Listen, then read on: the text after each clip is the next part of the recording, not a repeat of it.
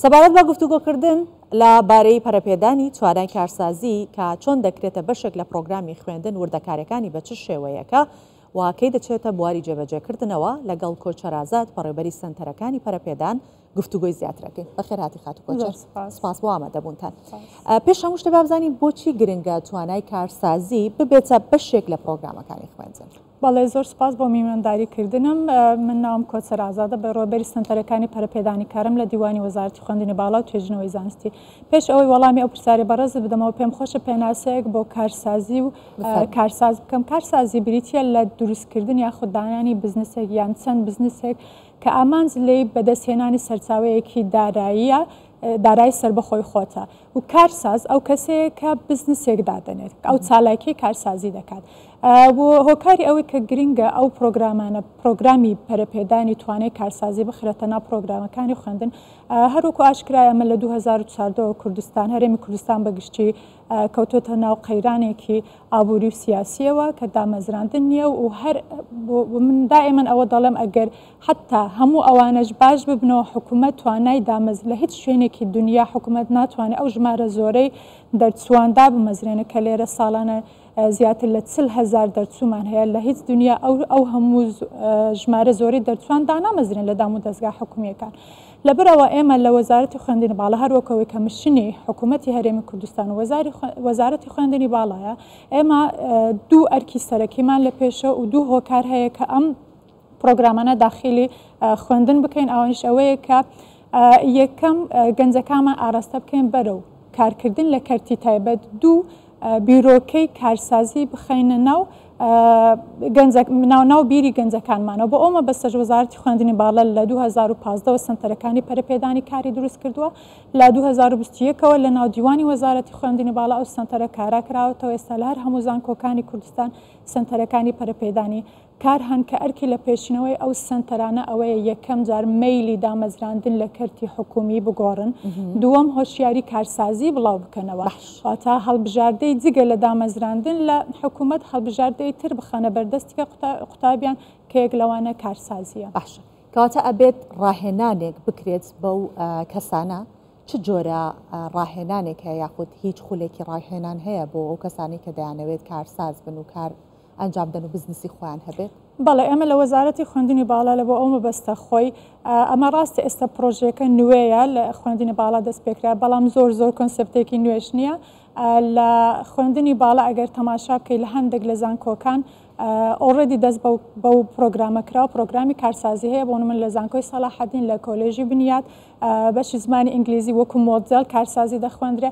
هەروەها سەنتەری پێداگۆجی لە هەرێمی کوردستان کراوندەکە ماوەی چەند ساڵێکە لە هەموو زانکۆکانی کوردستان سەنتەری پێداگۆجیمان هەیەوە تا هەر بەڕێزێک کە ماستەر یان دکتۆرا دەخوێنە ئەوێ ببێت بە مامۆستا لە زانکۆ، ئەبێت نازناوی زانستی هەبێت، بۆ ئەوەش ئەبێت بە خولی پێداگۆجیدا بچێت. لە ناو خولی پێداگۆجی هەموو ئەو مامۆستانێک کە دەڕۆنە زانکۆ پێش ئەوە لە ناو پێداگۆجی مۆدێڵێکی تێر و تەسەل و چر و پڕ لەسەر کارسازی هەیە و مامۆستاکان ڕاهێنانێ لەسەر ئەوە پێدەکرێت. جگە لەوەش ئێمە کۆنتاکتمان لەگەڵ چەند ڕێکخراوێکی نێودەوڵەتی هەیە. بەسمەوە پرسیارە بکەم، ئێوە دڵنیا ئەزمونەکان لە ناوخۆی خودی کوردستانەکە ڕاهێنانیان پێکەن یاخود ڕاهێنەری نێودەوڵەتی شەهێنن لەلایەن ئەوانە ئەزمموی ئەوانە گوازنەوە؟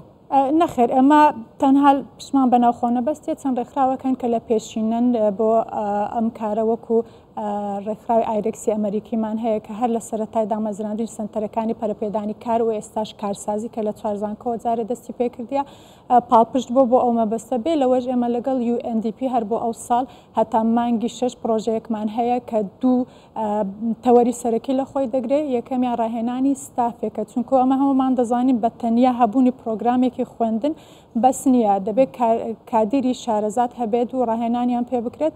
بۆ ئەو مەبەستەش لەگەڵ UNDP پرۆژەیەکمان هەیە کە هەم ڕاهێنان بەستاف دەکرێت، هەمیش منهەجێکی تێر و تەسەل لەسەر کارسازی پێشکەش بە وەزارەتی خوێندنی باڵا دەکەن. جگە لەوانەش ڕێکخراوی تری وەکو ئۆرنج کۆرنەرسە، WFP GIZ ئەڵمانیا پرۆژەی لەو جۆرەمان ئەنجامدا. زۆر چاکەم. خات و کۆچەر، ئەو بوارانەی کە کارسازی تێدا ڕاهێنانیان پێ ئەکرێت بەو کەسانی کە بەشدارە بن یاخود دەچێتە ناو پرۆگرامەکانی خوێندنەوە ئەو منهەجە، کام بوارانەی بزنس لەخۆ ئەگرێت؟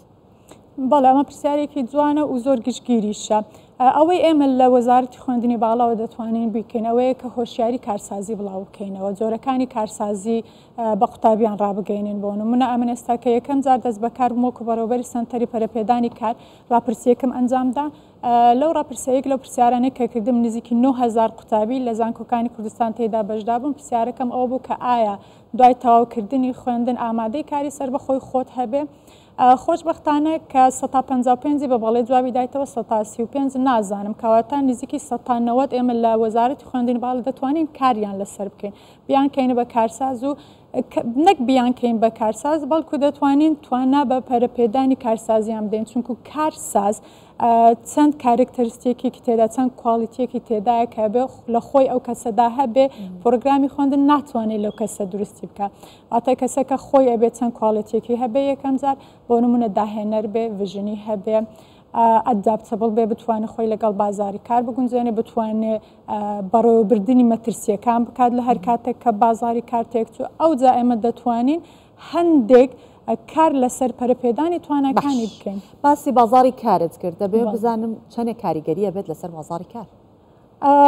دەتوانم بڵێم کاریگەری دەبی بەڵام کاریگەریەکە ئەمە پرۆسەیەکی زۆر درێژخایەنە چونکە گرنگترین کار لێرەکەبی کە ئەوەیە کە گۆڕینی ماینسێتەوە تا بیرکردنەوەی فکرکردنەوەی قوتابیانە لەوەی کە لە کەرتی حکومیدا بمەزنن بێن کاری خۆیان دروست بکەن کە ئەو پرۆسەیەش بە بەردەوام کاری زۆری دێ و ئەو وەختی زۆری دەوێ بەڕاستی بەڵام بێگومان تەسیری دەبی لەبەرەوەی هەر کەسێک کە بزنسێکی خۆی دادنە جگەی لەوەی کە سەرچاوەیەکی ئابووری سربەخۆ بۆ خۆی دروستەکات لەوانەیە چەند کەسی تر دەتوانێت بخاتە سەرکار کە ئەوەش بێگومان کاریگەری دەبی لەسەر بژانەوەی ئابووری و هەروەها ئیکۆسیستەمی جیهانی. بەڵێ ئێمە سوپاس دەکەین کۆچ شەرازاد بەڕێوەبەری سەنتەرەکانی پەرەپێدانی کار لەگەڵمان بوویت وەڵامدەری پرسیارەکەمان بوویت. سپاس.